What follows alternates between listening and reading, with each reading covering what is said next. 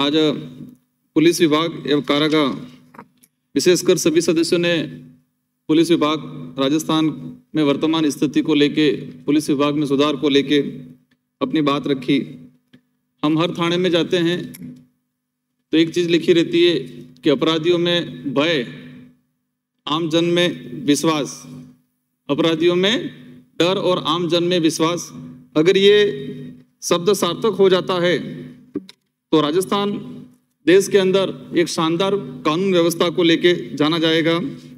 माननीय सभापति महोदय, पुलिस विभाग की ओर से कई ज्ञापनों के माध्यम से हम तक, सरकार तक मांगे पहुंची है कि उनको रेगुलर ड्यूटी कराई जाती है, उनका कोई निश्चित समय अवधि नहीं होती है। उनका जो पे ग्रेड है वो 3600 पे ग्रेड को लेके लंबे समय से मांग की जा रही है।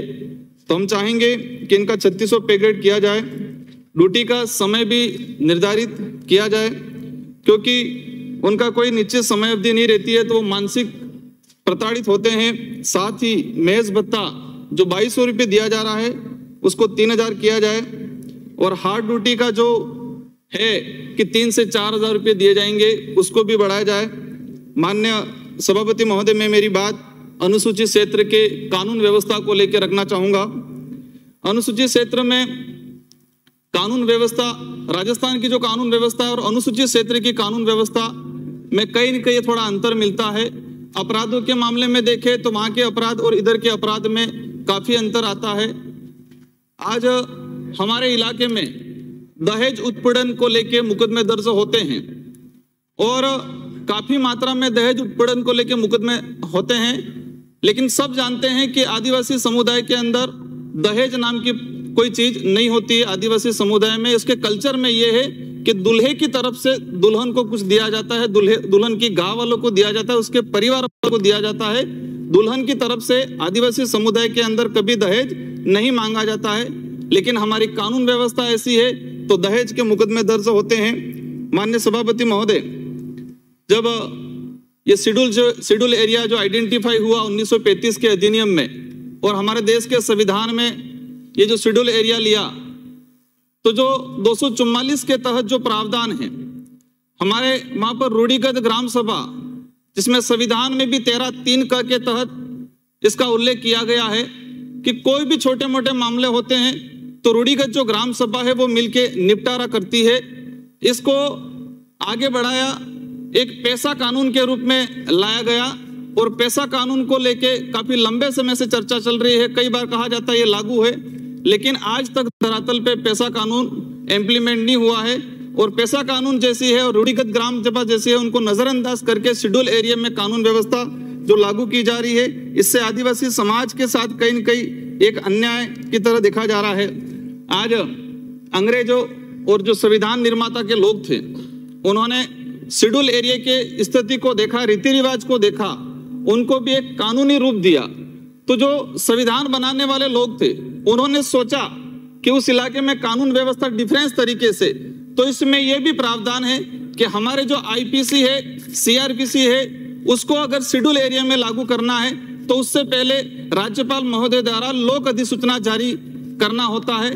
लेकिन इसको लेके भी हम कई बार सदन के माध्यम, क्वेश्चन के माध्यम से जानकारी मांगी, लेकिन अभी तक हमें ये जानकारी नहीं मिली है कि क्या आईपीसी सीआरपीसी शेड्यूल एरिया में लागू होने से पहले लोक अधिसूचना जारी हुई नहीं हुई है। संविधान में प्रावधान है कि शेड्यूल एरिया के अंदर आईपीसी सीआरपीएम में कोई अगर कोई इसमें संशोधन करने का हो तो राज्यपाल महोदय टीएससी की बैठक बुला के इसमें करने का अधिकार रखते हैं। तो ये जो हमारा जो दहेज उत्पीड़न वाला जो मामला है, साथ ही ये पोस्को वाला जो कानून है, अब कानून की जानकारी नहीं होने के कारण वहां पर पोस्को में इतने मामले दर्ज होते हैं जिसकी कोई गिनती नहीं है, और इसी का परिणाम हम जेलों के अंदर देखते हैं। अभी हमने एक क्वेश्चन लगा के जानकारी मांगी कि शेड्यूल एरिया के अंदर जो हमारे पूरे उदयपुर संभाग में 19 जेलें हैं, इसमें जो केंद्रीय कारागृह जो उदयपुर है उसमें क्षमता है 910 की और कैदी भरे हुए हैं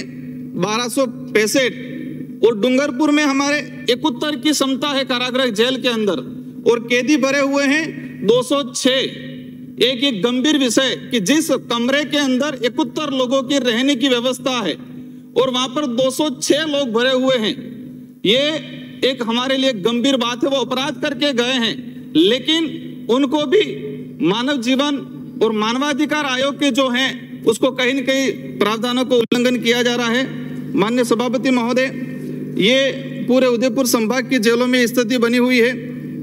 साथ ही मैं इसमें कहना चाहूंगा कि जो पेशा एक्ट है, पेशा एक्ट में प्रावधान है कि 2 साल की सजा तक वाले जो मामले हैं उसको पुलिस सीधा मुकदमा दर्ज नहीं करे, पेशा एक्ट की ग्राम सभा को भेजे, पेशा एक्ट की ग्राम सभा इसमें विचार विमर्श करे। वो उसको अधिकार है कि वो इन मामलों को सुलटारा करके थाने में दे सकती है पेशा एक्ट कि ये हमारा सुलटारा हो चुका है। लेकिन वहां पर जो कार्यरत जो पुलिसकर्मी है, अधिकारी हैं, न तो पेशा एक्ट की जानकारी है, न शेड्यूल एरिया की जानकारी है, न रूढ़िगत जो ग्राम सभा है 13(3) का उसकी जानकारी है। साथ ही माननीय सभापति महोदय, ये जो हमारे जिले में मौखिक आदेश से लगाने का जो प्रावधान कर रखा है, ये समझ में नहीं आता। एक थाने, एक चौकी में वो आदमी 3 साल तक लगा, इसके बाद कहीं और लगाए, फिर वापस इसको मौखिक आदेश से 7-7, 8-8 साल तक कई ऐसी बॉर्डर वाली चौकियां हैं, वहां पर कांस्टेबल, हेड कांस्टेबल 7-7, 8-8 साल से मौखिक आदेश से इधर से रिकॉर्ड लिख हमको 2 साल दिखाते हैं, लेकिन मौखिक आदेश से वो लगे हुए हैं। माननीय सभापति महोदय, ये जो चालान वाली जो व्यवस्था है हमारे जिले के अंदर, हम चाहते हैं दुर्घटना नहीं हो, लोग हेलमेट पहने, लोग लाइसेंस रखे, लोग सीट बेल्ट बांधे, लेकिन कई ये जो छोटे छोटे गांवों में जो नाकाबंदी की जाती है और जो गरीब लोग जो सुबह मजदूरी के लिए जाता है, शाम को 200-300 रुपए कमा के आता है, उससे जो बैंकर तरीके से जो वसूली की जाए उस पर रोक लगाई जाए। माननीय सभापति महोदय, अनुसूचित क्षेत्र में जो पुलिस भर्तियों में आरक्षण व्यवस्था, हमारे जो पुलिस भर्तियां निकलती है तो अनुसूचित क्षेत्र के लिए अलग से विज्ञप्ति जारी होती है।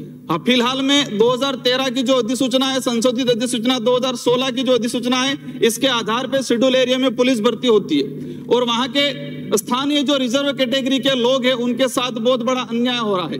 माननीय सभापति महोदय, पिछले ये 2017, 2018, 2019 की जो भर्ती आई, इसमें रिजर्व कैटेगरी के लिए बहुत ना के बराबर पद आए।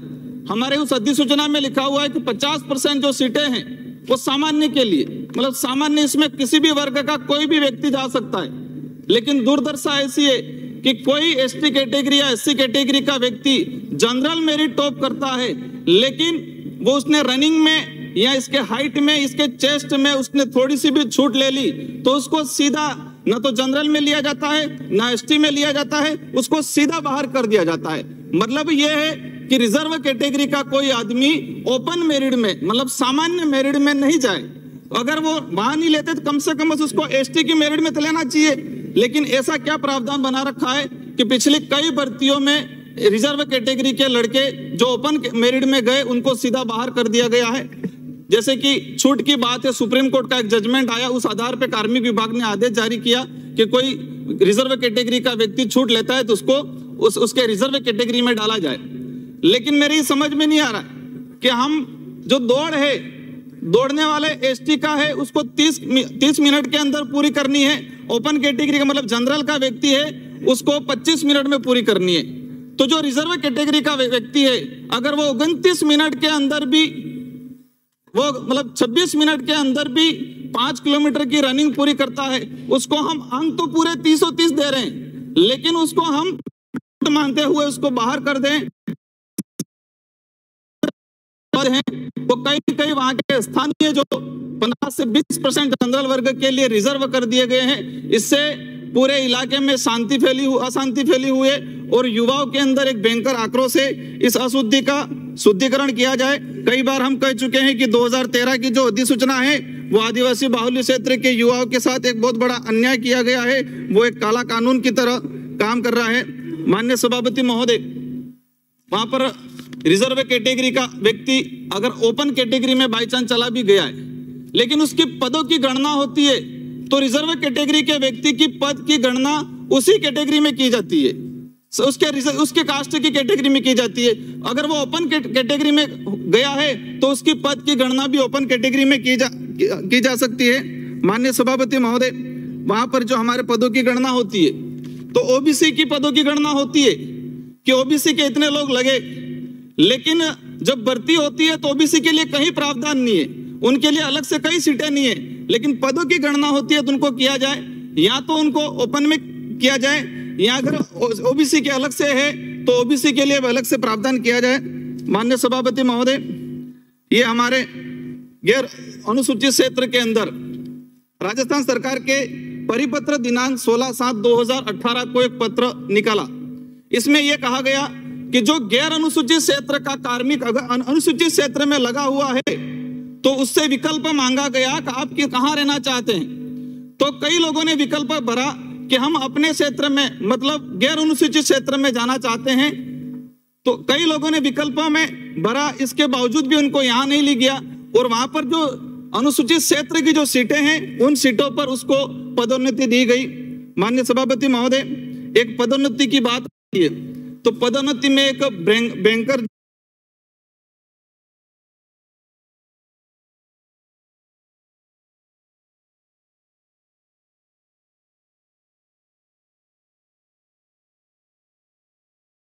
जो इस भर्ती बोर्ड जो वहां पर पदोन्नति की बात हो, भर्ती की बात हो, काफी भ्रमचाल फैला हुआ है। इस पे व्यवस्थित इसकी जांच करा के संविधान के अकॉर्डिंग 5वीं अनुसूची के अकॉर्डिंग आरक्षण देने का प्रावधान किया जाए।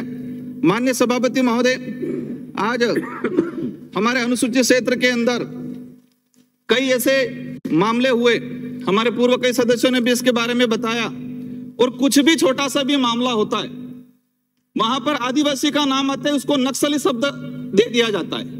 हमारे लोगों को यह भी नहीं पता ये नक्सली शब्द क्या चीज है, और ऐसा धब्बा लगा दिया जाता है। एक 1167 जो पद है उस पदों को लेके संवैधानिक तरीके से बच्चे आंदोलन कर रहे थे, और वो प्रकरण हुआ काकरी डूंगरी प्रकरण। सब पूरे राजस्थान को इसके बारे में अवगत है। मैं भी एक विधायक होने के नाते मेरा भी फर्ज था इन युवाओं का समर्थन देना। उनकी वाजिब मांग थी तो वाजिब मांग को मनवाना सरकार से ये हमारा दायित्व था, हमने पूरी कोशिश की, लेकिन राजनीतिक षड्यंत्र के कारण ये मामला उलझा दिया गया और कुछ ऐसे लोगों को इसमें डाल दिया गया और मामला उलझ गया। लेकिन एक बात ये समझ में नहीं आती, मैंने जो देखा राजस्थान के इतिहास के अंदर ऐसा पहला घटनाक्रम होगा जिसमें इतने प्रकरण दर्ज हुए, 63 प्रकरण टोटल दर्ज हुए। अब तक 500 से ज्यादा लोग गिरफ्तार किए गए। अब वहां पर विपक्ष की तरफ से एक डेलीगेशन भेजा गया। उस डेलीगेशन का यह था कि वहां पर रिसर्च करे कि घटनाक्रम कैसे हुआ, क्या हुआ, लेकिन उन्होंने भी राजनीति करने का एक षड्यंत्र रचा। हर बार समझ में नहीं आता, वहां पर एसटी का कोई भी मामला होता है तो जो एसटी का अधिकारी है उसको आगे किया जाता है और उस पे नक्सलाइट का भी आरोप लगा दिया जाता है। वहां पर स्थिति यह बनी हुई है। माननीय सभापति महोदय, मेरा जो समय उसमें बोलने का अवसर प्रदान करें, 1 मिनट के अंदर मैं कंक्लूड करूंगा। हमारे ये जो सिरोही में बिल का जो घटनाक्रम हुआ उस व्यक्ति को आज तक न्याय नहीं मिला है। इस सरकार में अगर एसटी एससी को न्याय नहीं मिलता है तो एसटी एससी के लोग कहां पर न्याय मांगेंगे। हम ये चाहते हैं नियम के अनुरूप जो दोषी है उसको सजा मिलनी चाहिए। सीएम साहब के जो सलाहकार हैं उनका भी कहीं न कहीं रोल है। हम नहीं चाहते कौन है कौन नहीं है, लेकिन वास्तविक आज भी वह परिवार धरना दे रहा है छोटे छोटे बच्चे को लेके। सभापति महोदय, आज 2 अप्रैल को जो इलेक्ट्रिसिटी मुकदमा हुआ था इसमें आज तक